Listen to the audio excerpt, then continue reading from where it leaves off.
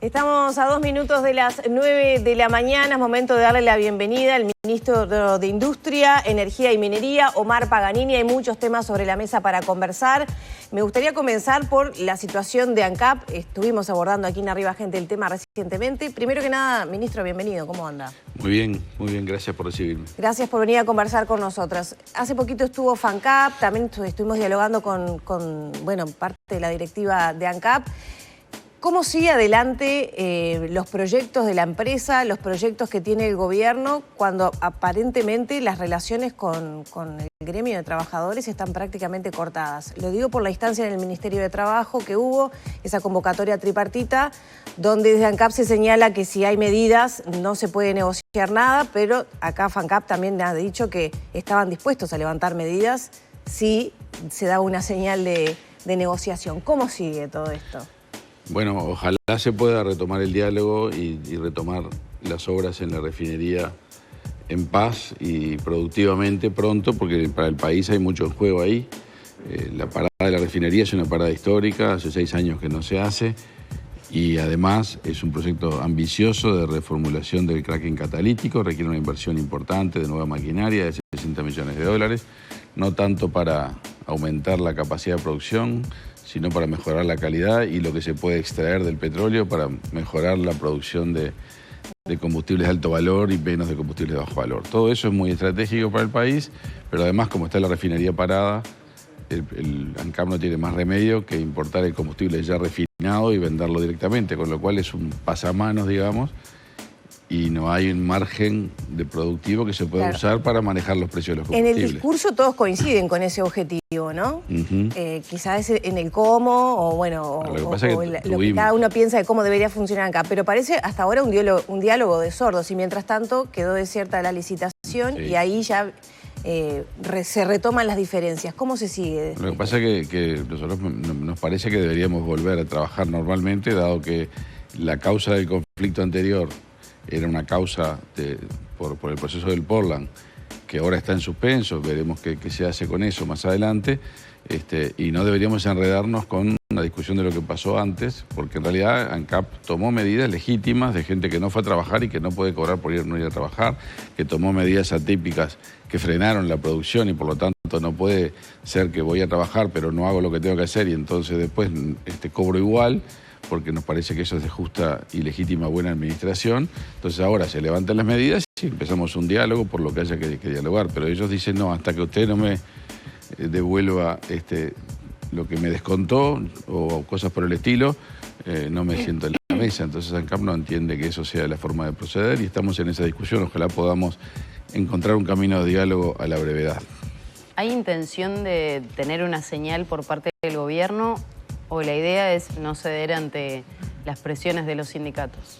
Es que aquí hay una decisión legítima del gobierno. Las personas tomaron medidas sindicales que llevaron a parar la producción en el Portland, a parar la producción en la refinería, a parar el trabajo en la refinería, a distorsionar la entrega de combustible. Está perfecto, las medidas sindicales tienen todo el derecho de ser tomadas. Nosotros reconocemos la libertad sindical en su plena desarrollo, pero lo que pasa es que después, si a los que toman las medidas no les resulta ninguna consecuencia, como que estamos trabajando de una manera muy extraña, porque las personas trancan la producción, pero siguen cobrando el salario, etcétera, etcétera. Entonces, las medidas que tomó ANCAP no fueron sanciones, fueron directamente reconocer que cuando hay una medida hay un descuento asociado, que es lo que corresponde siempre en la administración. Entonces eso es un paso del pasado. Nosotros diríamos, bueno, ahora vamos a hablar del futuro, vamos a salir adelante con las medidas y los reclamos que haya en una mesa de negociación, pero tenemos que sentarnos a trabajar, a negociar, no con la refinería parada y el trabajo trancado, que es lo que está pasando ahora. Pero las voluntades parecen estar, ¿no? De levantar medidas, de escuchar al sindicato, de dialogar, pero nadie da el primer paso, ¿no? Lo que pasa es que las voluntades están del lado nuestro completamente. Y del sindicato pareciera que también. Pero me dicen, tenés que levantarme todas las sanciones primero. O sea que lo que se tendría que negociar es eso, pero es una condición que ellos ponen como previa. Entonces estamos en realidad en un trancazo. Ojalá esto cambie a la brevedad. ¿No hay ninguna fórmula alternativa propuesta, por ejemplo, por la DENATRA justamente para estancar? Ojalá venga, ojalá venga. Mientras tanto, y ya para cerrar con este tema, quedó desierto el llamado del Portland, lo que se ha manifestado desde el directorio de ANCAP es ir por una compra directa. ¿Se está dando algún paso en ese sentido? ¿Ha habido algún interés de alguna empresa internacional?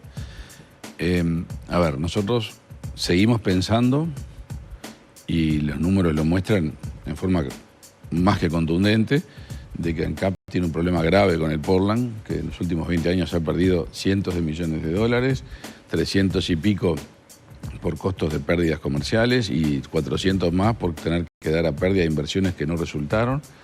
Es un problema crónico que tiene la empresa y queremos resolverlo. La solución que nos parecía mejor era buscar una asociación con un privado que hiciera dos cosas: desarrollar un mercado de exportación e invirtiera para mejorar la productividad. Hoy un mercado de exportación es difícil porque la capacidad productiva es muy limitada.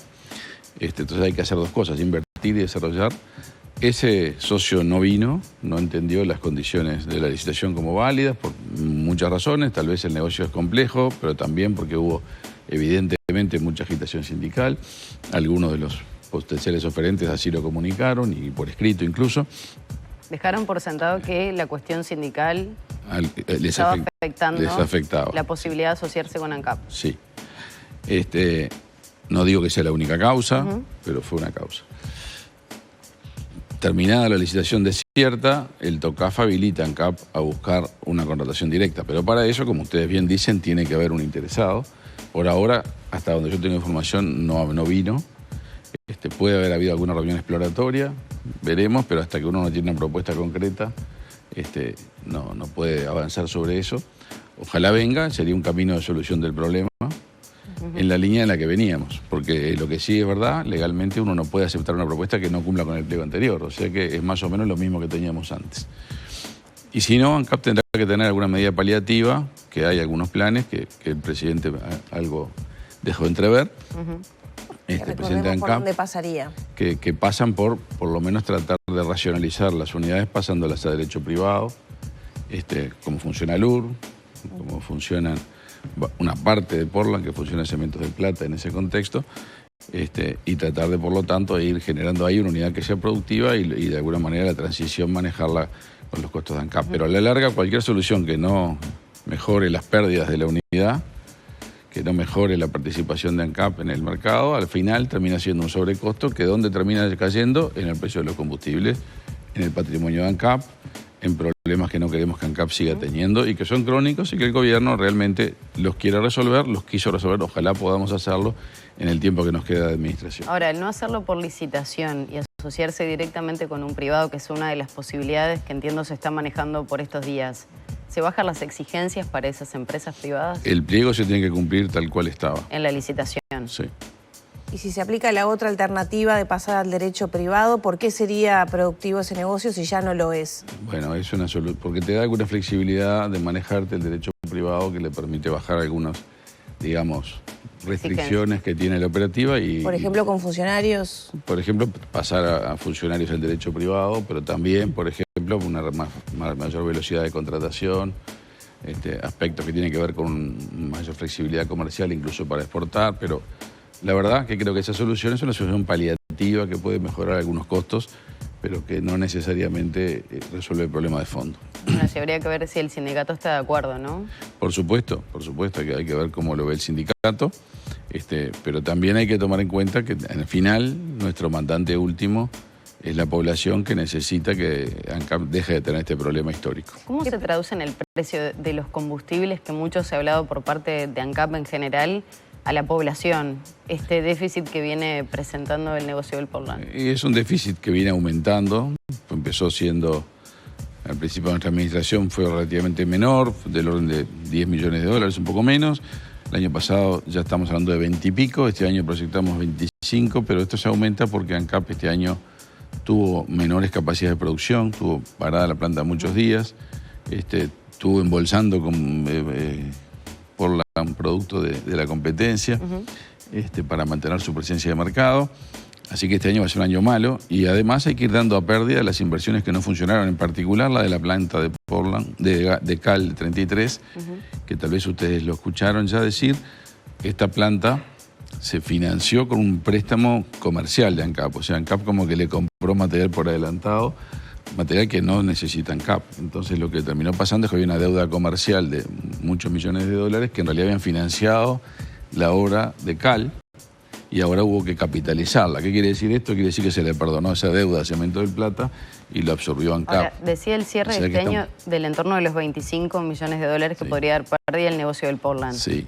Eso en el precio de los combustibles. ¿En qué medida o en qué porcentaje se traduce a lo que el resto de la población tiene que pagar por las naftas? Se traduce en un porcentaje que, si lo miramos así por litro, es pequeño. No estamos hablando de muchos centavos sobre el kilo.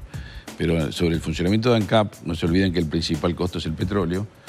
Eso es un impacto importante, del orden de 15-20% de sus costos. O sea que a ANCAP le dificulta mucho esto. Bueno, ya aprovecho para preguntarle, porque estamos ahí a fin de mes y ya viene un nuevo periodo de estudio y ajuste.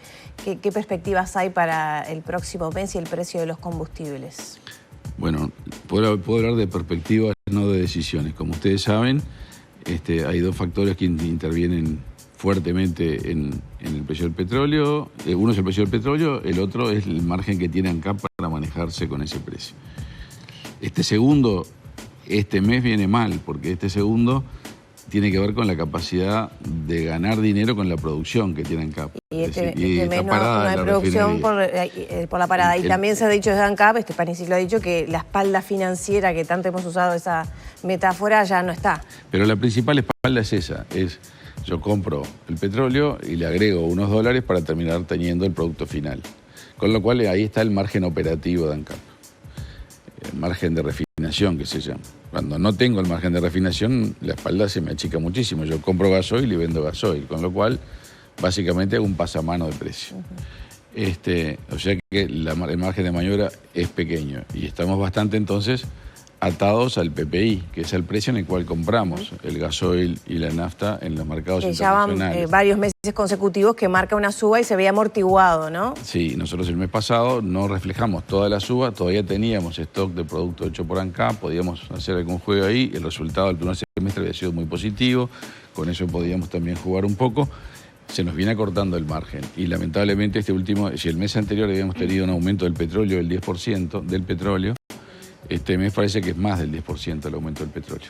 Y ahí entonces, ¿qué margen tiene ANCAP? Vamos a ver cómo termina siendo el valor de los combustibles derivados en el mercado internacional, que no es lo mismo que el petróleo, tal vez no reflejen exactamente lo mismo. Pero el panorama no parece muy auspicioso. Las perspectivas, porque la parada de la refinería está prevista ¿por cuántos meses? Estaba prevista hasta fin de año, ahora parece que podemos llegar a tener un escenario optimista si logramos un acuerdo rápido que permita recuperar el tiempo perdido trabajando de una manera especial, o un escenario realista que se nos va a alargar un mes o dos, y si seguimos sin lograr un acuerdo se nos puede alargar mucho más. Eso se sigue traduciendo en un aumento de aumentos de costos de ANCAP, no necesariamente aumento de los combustibles, un problema de ANCAP en sus números, porque ANCAP no va a vender alejado de los precios de pérdida de importación, que esa es la política que tenemos. Paganini, le quiero simplemente una consulta que me quedó del tema anterior vinculado al Portland. Aquí se lo consultábamos a la presidenta de FANCAP. ¿Hay posibilidades que las obras públicas sean con insumos del Portland de ANCAP, por ejemplo?